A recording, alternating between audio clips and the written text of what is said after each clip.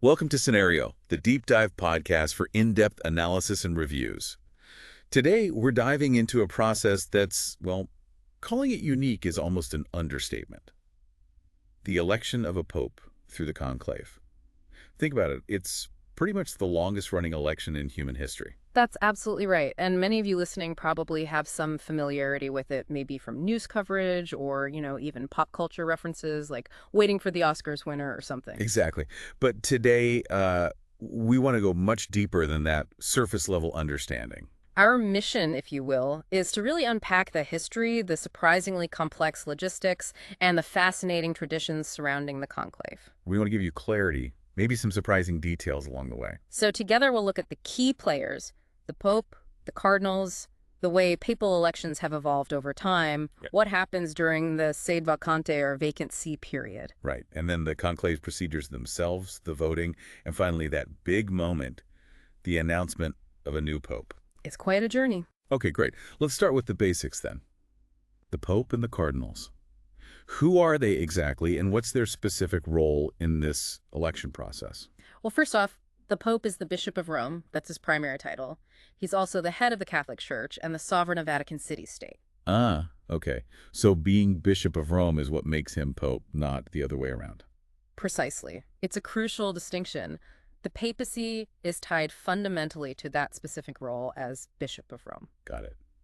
And the hierarchy below the Pope. How does that structure work, just briefly? Sure. So you have the Pope at the top. Below him are the bishops, each overseeing a geographical area called a diocese. Okay. These dioceses are often grouped into ecclesiastical provinces, headed by an archbishop who has a sort of oversight role.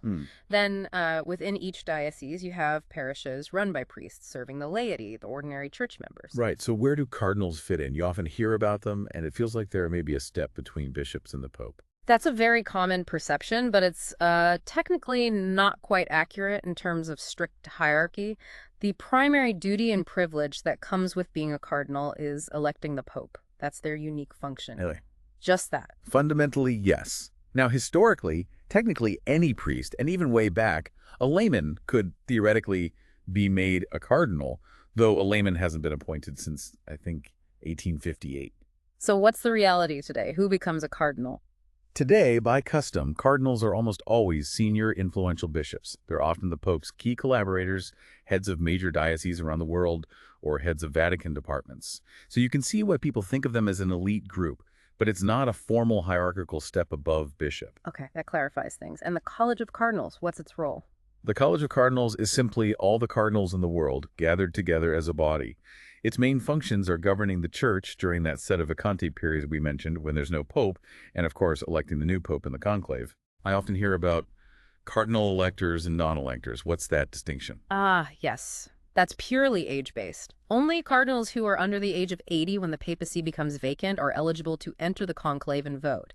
Those are the cardinal electors. And those over 80? They're non-electors. They don't vote, but they can still participate in the preliminary discussions, the general congregations, before the conclave starts. Their input is still valued. Interesting age limit. Has the type of person who becomes a cardinal changed over time? Were they always, say, Roman clergy? Good question. Historically, yes, they often were senior clergy based in or near Rome. It made practical sense, easier to gather them for an election. Right. But today, reflecting the global nature of the church and easier travel, many cardinals are archbishops and bishops from major cities worldwide. Think Mexico City, New York, Manila, Paris, you name it. So it's much more international now. Yeah, absolutely. Far more diverse geographically than in the past when it was heavily Italian and European.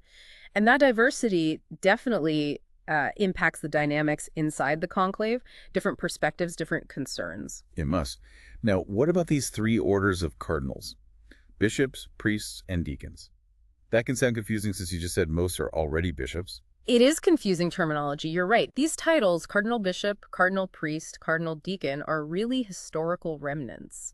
They relate back to the ancient roles cardinals held within the clergy of Rome itself, attached to specific churches or regions around Rome. So it's not about their current rank? Not directly, no. Cardinal bishops are the most senior order, traditionally linked to the diocese surrounding Rome. Then come cardinal priests, historically linked to major parish churches in Rome. And cardinal deacons were originally linked to charitable administrations in the city. Okay, so like historical titles they keep. Pretty much. Think of them as ranks within the College of Cardinals itself, not necessarily reflecting their episcopal status, though almost all cardinals today are bishops. There's also a specific group within the cardinal bishops, patriarchs of Eastern Catholic churches, who are in communion with Rome. If made cardinals, they'd join this highest order. And you can spot them easily, I imagine. Yes, they usually wear liturgical vestments distinctive to their own Eastern traditions, which differ from the Latin Rite ones. Are there any other specific key roles within the college during the sede vacante we should know about? Yes, definitely 3 stand out. First, the dean of the College of Cardinals. He's always a cardinal bishop and holds a crucial role. He's the one who formally summons the cardinals to Rome, presides over their pre-conclave meetings, and essentially runs the conclave itself. Okay, the dean. Who's next? Second is the camerlengo, or chamberlain, of the Holy Roman Church. He could be from any of the 3 orders. His job during the vacancy is to manage the church's temporal affairs and assets. Critically, he's the one who officially verifies the Pope's death. Right, the verification part sounds important. And the third key role? The third is the cardinal protodeacon. He's the senior cardinal deacon by appointment date. His role might seem less powerful administratively, but he has the, let's call it the flashy job at the very end, as we'll see. Okay, dean, camerlengo, protodeacon. Got it. Now let's jump back in time a bit. How did this whole conclave system actually develop? It wasn't always like this, right? Oh, not at all. Radically different. In the very early centuries, the Bishop of Rome, the future pope, was often chosen by some form of consensus among the clergy and people of Rome. Sounds democratic, sort of. In theory, maybe, but in practice, well, that consensus was frequently manipulated. You had powerful Roman families, local aristocrats, sometimes even kings and emperors weighing in, often using influence, pressure, or even outright force to get their candidate chosen. So potential for chaos. Huge potential. It was often messy and politically charged. There were attempts to regulate it. Pope Nicholas II, back in 1059, tried to decree that only cardinal bishops could elect the pope. Did that sick? Not really. It didn't quite solve the problems. A century later, Pope Alexander III made a more lasting change. He decreed that all cardinals, bishops, priests, and deacons would elect the pope, and crucially, established the requirement for a 2/3 majority vote. Ah, the 2/3 rule. That's still in place today. It is, but the real turning point for the conclave, as we know it, came later, after a particularly notorious election in Viterbo. Viterbo, what happened there? The papal election of 1268. It dragged on and on. For almost 3 years, it was the longest papal election ever. 3 cardinals actually died during the process. 3 years. Wow. Why so long? Internal divisions, political deadlock, the usual suspects just amplified. Eventually, the people of Viterbo got completely fed up. They took matters into their own hands. What did they do? They locked the cardinals inside the papal palace where they were meeting. Then they started reducing their food rations down to just bread and water. Seriously. They starved them out. Pretty much. And the most famous part of the story, though maybe embellished over time, is that they even tore the roof off the palace hall, exposing the cardinals to the elements, hoping the discomfort would expedite a decision. That is drastic. Did it work? It did. They finally elected Pope Gregory X. And one of his first acts was to learn from this ordeal. He formalized rules for future elections, drawing directly on the Viterbo experience. How so? He emphasized locking the electors in conclave, meaning with a key in Latin. That's where the word conclave comes from. Total isolation from the outside world to prevent interference and encourage a quicker decision. So that whole locked-in aspect dates right back to that crazy election. Absolutely. The core principles, isolation, secrecy, specific voting procedures, were largely established then. There have been minor tweaks over the centuries, of course. And the current rules? The current specific regulations were mostly codified by Pope John Paul II in his 1996 document Universi Dominici Gregis, with a few small modifications made by Pope Benedict XVI in 2007, mainly around the voting majority needed after a certain number of ballots. Okay, that's a fascinating history. Yeah. Let's move to the sede vacante period itself. What exactly kicks things off when a pope dies, or as we saw with Benedict XVI, resigns? Right. The sede vacante, literally the see being vacant, begins the moment the papacy is empty. This is formally verified by the Cardinal Camerlengo we mentioned earlier. How did he verify it? Traditionally, there were specific rituals, but the key is the official certification of death. Then one of his most symbolic acts follows. He takes the late Pope's ring of the fisherman. The papal ring. Exactly. And in the presence of other cardinals, he officially breaks it, usually by cutting it or striking it with a small silver hammer, making a cross-shaped indentation. Why break it? It signifies the end of the late Pope's authority and, crucially, prevents the ring from being used to forge documents in his name after his death. It's a definitive symbolic closure. Makes sense. And what about governing the church during this time? The Camerlengo acts as the interim administrator of the Holy See's temporal property and rights, but his power is limited. He manages day-to-day affairs of Vatican City, but the overall governance of the church falls collectively to the College of Cardinals until a new pope is elected. They make the big decisions together. I heard something about special coins being minted during this period. You did, that's true. Yeah. During the Sita Vacante, special Vatican euro coins are issued. Instead of the Pope's profile or a coat of arms, they feature the coat of arms of the Cardinal Camerlengo, along with the emblem of the apostolic camera he heads. They're quite sought after by collectors. I bet. So the Camerlengo handles the practicalities. What about preparing for the conclave itself? That falls largely to the Dean of the College of Cardinals. His first major task is to send out official notices summoning all the cardinal electors from around the world to Rome. Yeah. And once they arrive.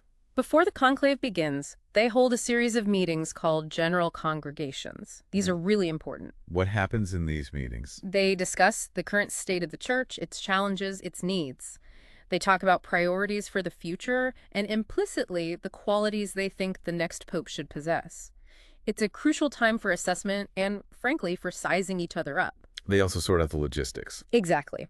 They decide on the precise date the conclave will begin. It has to be between 15 and 20 days after the papacy becomes vacant. This window allows time for cardinals to travel, but prevents unnecessary delay. They also confirm all the practical arrangements, the location, voting rules, security measures, ensuring everything is ready. And the location is now always the Sistine Chapel. Yes, under current rules, the voting itself must take place in the Sistine Chapel, though, as we said, historically, conclaves happened elsewhere. But during the conclave, the cardinals don't live in the Sistine Chapel. Right, where do they stay? They reside in a dedicated building within Vatican City called the Domus Sanctae Marthae, or St. Martha House. It was built specifically for this purpose in the 1990s, to provide more comfortable and secure accommodation than the rather basic conditions in previous conclaves. So like a hotel within the Vatican walls. Essentially, yes. When there's no conclave, it functions as a guest house for clergy and others visiting the Vatican. But during a conclave, it's completely sealed off for the cardinal electors and essential staff. How do they get between the Domus Sanctae Marthae and the Sistine Chapel? They're not right next door, are they? No, they're on different sides of St. Peter's Basilica, actually. They travel back and forth each day by special buses that run along a secured route within the Vatican. And that journey is also under strict isolation. Absolutely. Total lockdown. No communication with anyone outside is permitted during these transits, just like within the buildings themselves. Even the bus drivers are sworn to secrecy and are part of the isolated group. You mentioned essential staff being isolated with them.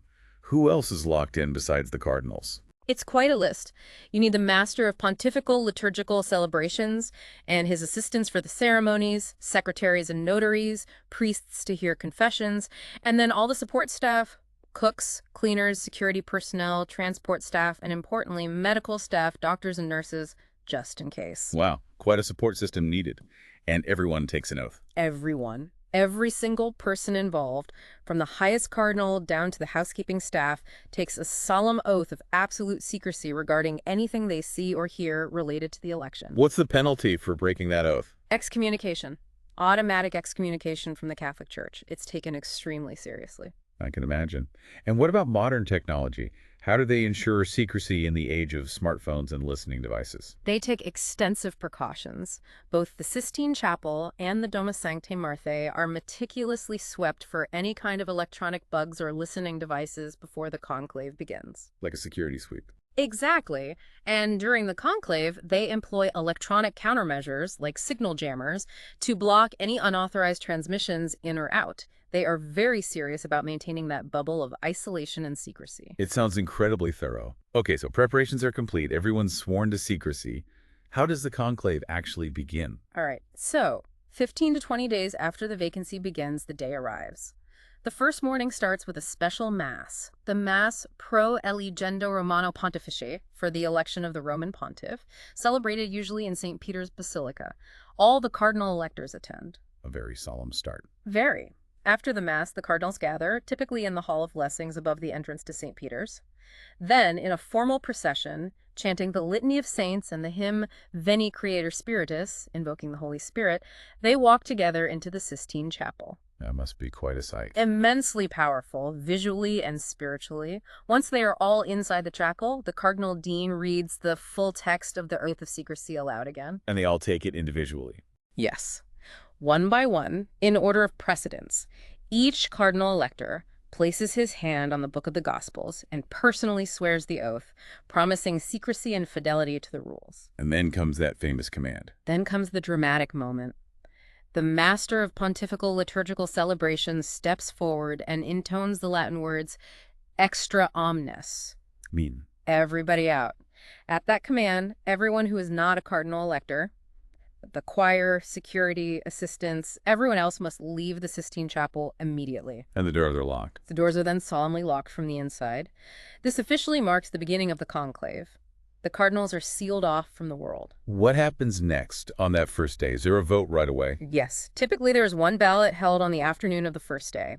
After that single vote, whether successful or not, they retire to the Domus Sanctae Marthae for the evening. Then on the following days? The pace picks up. The schedule calls for 4 ballots each day, 2 in the morning session, 2 in the afternoon session. And for each ballot, they need that 2/3 majority to elect a pope. 2/3. How many votes is that currently? With the current maximum number of 120 electors, 2/3 comes out to 80 votes if all 120 are present. If fewer are present, it's 2/3 of those actually voting. Wait, check the outline. It says 92 as of Feb 2025. Let me correct that. Okay, so as of early 2025, with the number of electors, it requires 92 votes. 92 votes. What if they get stuck? If after a few days, no one reaches that number? There's a specific procedure for deadlock. If no pope is elected after 3 full days of voting, which would be 1 ballot on day 1, then 4 per day for days 2 and 3, the voting is paused for a day. What do they do during the pause? It's a day dedicated to prayer, reflection, and informal discussion among the cardinals, led by the senior cardinal deacon. Then voting resumes for another series of up to 7 ballots. If there's still no result, another pause, then another 7 ballots, and so on. Is there a point where the rules change to break a really long deadlock? Yes. If, after a significant number of ballots, the rules specify, after around 33 or 34 inconclusive votes, they still haven't elected anyone, a special provision kicks in. What's that? The cardinals can decide by an absolute majority vote to restrict the next ballot to only the 2 cardinals who received the most votes in the immediately preceding ballot. However, even in this runoff scenario, a 2/3 majority is still required for one of those 2 candidates to be elected. Those 2 candidates themselves cannot vote in that specific ballot. So even in a runoff, it's still a high bar. Yeah. Okay, let's get into the mechanics of the voting itself. You said 3 phases. That's right. Pre-scrutiny, scrutiny proper, and post-scrutiny. It's very methodical. So pre-scrutiny. This is the preparation phase. The master of ceremonies and his assistants distribute the ballot papers, 2 or 3 to each elector. The ballot is rectangular, and the top half has the Latin words printed, Eligo in summum pontificem. Meaning, I elect as Supreme Pontiff. Exactly. Below that is a blank space where the cardinal writes, in disguised handwriting if possible, the name of the person he chooses. Then he folds the ballot twice. Who can they actually write down? Anyone. Technically, as we touched on, any baptized Catholic male is eligible. But in reality, for centuries now, they have always elected one of their own number, another cardinal. The last non-cardinal elected pope was Urban VI way back in 1378. It's extremely unlikely they'd choose an outsider today. Okay, what else happens in pre-scrutiny? While the ballots are being filled out, the junior cardinal deacon draws lots to choose 9 cardinals for specific roles during that ballot. 9. What roles? 3 are chosen as scrutineers. They're the ones who will count the votes. 3 are chosen as infirmaria.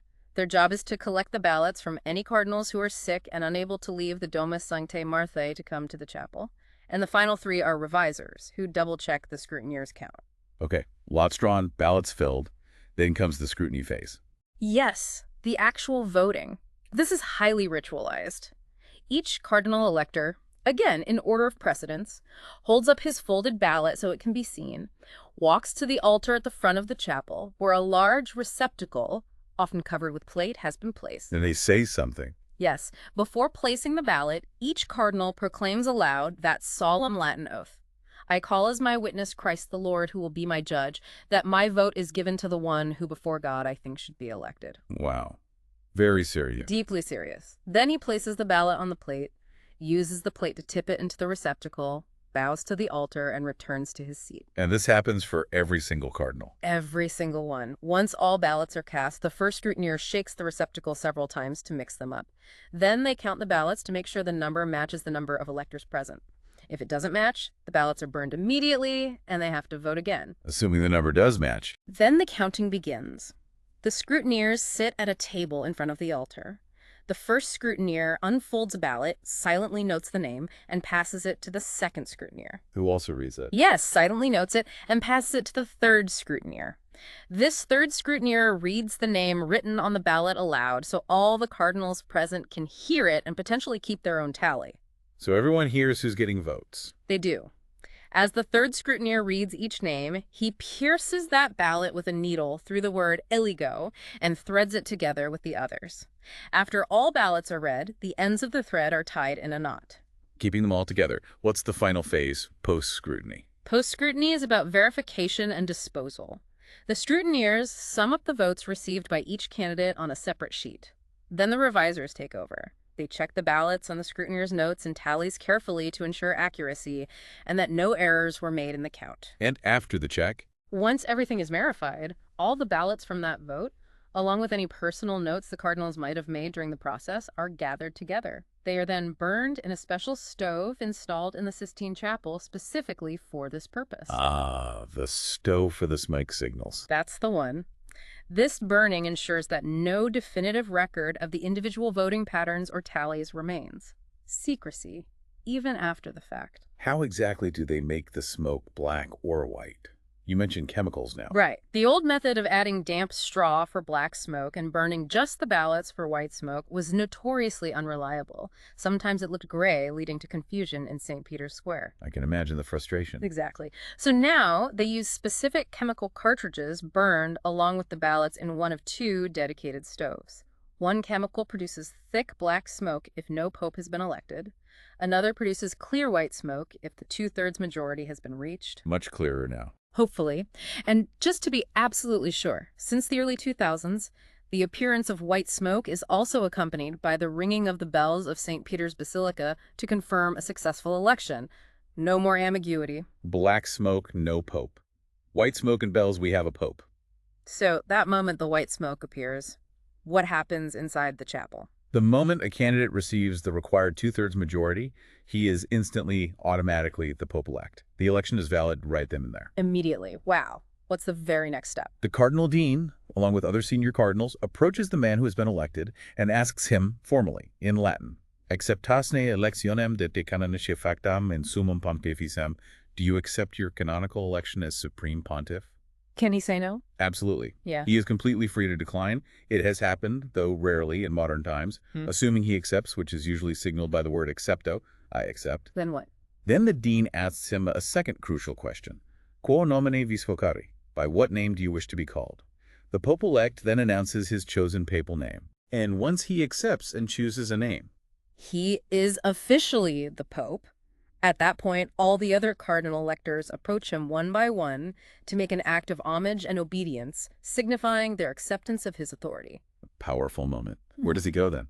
He's then escorted out of the Sistine Chapel to a small adjoining room known as the Room of Tears. Room of Tears. You eye that name. It's nicknamed that because of the overwhelming emotions, joy, apprehension, the sheer weight of the office that newly elected popes often experience in those first moments alone or nearly alone. It's where the papal vestments are laid out. Vestments, are they custom made? No, they can't be. They don't know who will be elected or his size. So traditionally, 3 sets of white papal robes, cassock, brochet, and mazzetta are prepared in advance, small, medium, and large. He puts on whichever set fits best. Practical. Meanwhile, outside. Outside in St. Peter's Square, the crowd has seen the white smoke, heard the bells, and the anticipation is absolutely electric. People worldwide are glued to their screens. Everyone is waiting. Waiting for the final act. The announcement. Remember the cardinal proto-deacon, the senior cardinal deacon we mentioned earlier? Yes, the one with the flashy job. This is it. He appears on the central balcony of St. Peter's Basilica, the Loggia of Blessings overlooking the square. And he makes the announcement. He proclaims the famous ancient formula in Latin. Annuntio vobis gaudium magnum. I announce to you a great joy. Habemus Pecum. Habemus Pecum. We have a pope. He then announces the first name and surname of the cardinal who has been elected, followed by the new papal name he has chosen. The whole world finds out at that moment. In that instant, immediately after the announcement, a large banner bearing the coat of arms of the newly elected pope is often unfurled from the balcony. And then, the new pope himself steps out onto the balcony for the first time to greet the cheering crowds. What does he do then? He usually says a few words, perhaps leads a prayer like the Our Father or Hail Mary, and then imparts his very first apostolic blessing, Urbi et Orbi, to the city of Rome and to the world. And just like that. Just like that, the conclave is over. The church has its new leader, and the world has a new pope. And hopefully now you, our listeners, have a much clearer picture of just how that happens. Absolutely. It's an incredible blend of ancient ritual, intricate procedure, intense secrecy, and profound symbolism. We've traced its roots, walked through the steps. It really is a unique electoral system, isn't it? A tradition stretching back centuries, still functioning, albeit with modern enhancements in our contemporary world. It really makes you think. And perhaps that's our final thought for you today. When you consider this mix, the ancient traditions meeting modern logistics, the secrecy, the symbolism, what aspect of the conclave do you find most surprising or most enduring? And maybe, looking ahead, what kind of future might such a unique process have in a world that's constantly changing? Definitely something to ponder. Indeed. Well, thank you so much for joining us on this deep dive into the papal conclave.